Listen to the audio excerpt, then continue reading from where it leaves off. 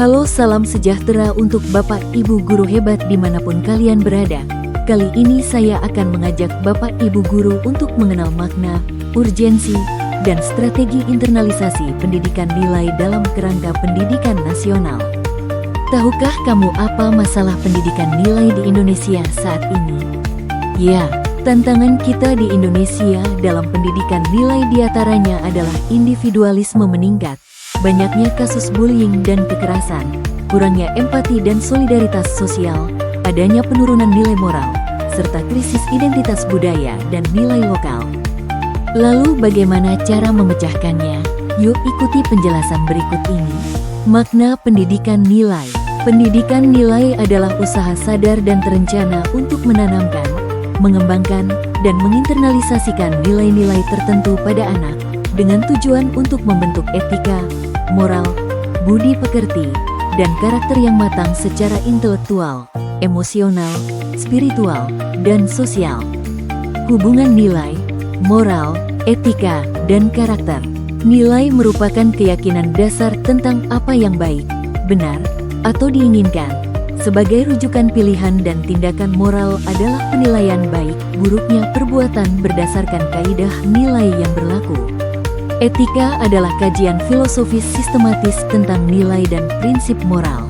Karakter merupakan perwujudan nilai dalam perilaku konsisten, kepribadian yang dinilai secara moral. Pentingnya pendidikan nilai di Indonesia. Respons strategis terhadap globalisasi dan perubahan budaya yang cepat. Sebagai fondasi pendidikan nasional untuk menghasilkan SDM Indonesia yang berkarakter, beriman, berakhlak mulia, mandiri, demokratis, bertanggung jawab sesuai dengan amanat UU Sisdiknas No. 20 tahun 2003, menjadikan pendidikan tidak hanya transfer ilmu, tapi juga pengembangan karakter individu. Nilai dasar pendidikan di Indonesia mengacu pada nilai-nilai fundamental yang menjadi landasan pembentukan karakter, moral, dan perilaku sesuai dengan nilai-nilai luhur Pancasila yang meliputi peri ketuhanan, peri kemanusiaan, peri kebangsaan, peri kerakyatan, dan peri keadilan sosial. Berikut adalah 10 nilai dasar individu menurut Swartz dalam An Overview of the Swartz Theory of Basic Values, 2012. Selain Swartz juga terdapat 12 nilai-nilai universal yang dikenal dengan Living Values dan didukung oleh UNESCO, Alive, 2015, World Spiritual Organization, 2015, oleh Brahma Kumaris. Setelah mengetahui nilai dasar individu, lalu bagaimana strategi yang bisa kita lakukan? Strategi internalisasi dan pengembangan nilai dalam proses pembelajaran. Terdapat 3 pendekatan yang bisa kita lakukan. Pertama, transformasi nilai. Pada tahap awal ini, guru atau fasilitator menyampaikan informasi nilai melalui komunikasi verbal. Nilai yang disampaikan bersifat kognitif dan menjadi pengetahuan awal bagi peserta didik. Kedua, transaksi nilai. Tahapan ini melibatkan komunikasi dua arah antara guru dan peserta didik. Diskusi dan interaksi dilakukan agar peserta didik mulai mengaitkan nilai-nilai baru dengan nilai yang telah ada dalam dirinya. Ketiga, transinternalisasi.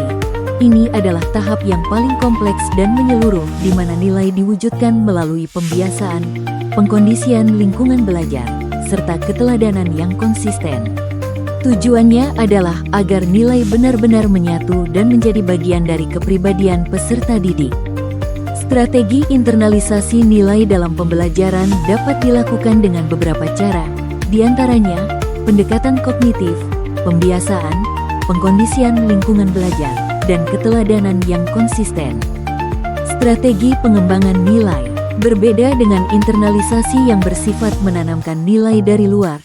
Pengembangan nilai berfokus pada mengasah potensi nilai yang sudah ada dalam diri peserta didik. Pengembangan nilai berfokus pada mengasah potensi nilai yang sudah ada dalam diri peserta didik.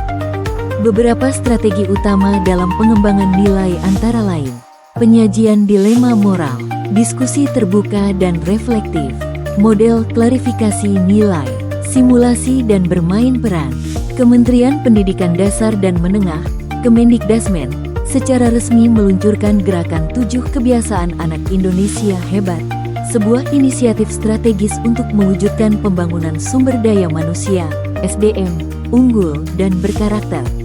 Melalui implementasi kebiasaan-kebiasaan ini, Kemendikdasmen memastikan anak-anak Indonesia tidak hanya unggul dalam aspek akademis, tetapi juga memiliki kepribadian yang kuat, kepedulian sosial, serta tanggung jawab terhadap lingkungan sekitarnya. Berikut adalah 7 kebiasaan anak Indonesia hebat yang diharapkan dapat membangun pembiasaan karakter baik bagi anak-anak Indonesia. Apa saja peran guru dalam pendidikan nilai? Mari kita simak dengan seksama.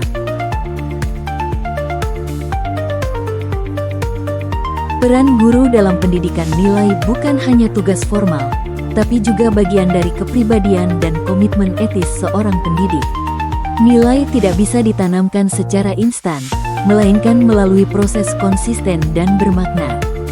Dalam setiap kata yang diucap dan tindakan yang dicontohkan, guru tidak hanya mengajar, tapi membimbing hati, membentuk akhlak, dan menanamkan nilai kehidupan yang akan dibawa seumur hidup. Terima kasih karena telah belajar bersama tentang makna, urgensi, dan strategi internalisasi nilai dalam kerangka pendidikan nasional. Semoga Bapak dan Ibu guru hebat dimanapun berada bisa selalu menjadi garda terdepan dalam pembentukan karakter anak-anak hebat Indonesia.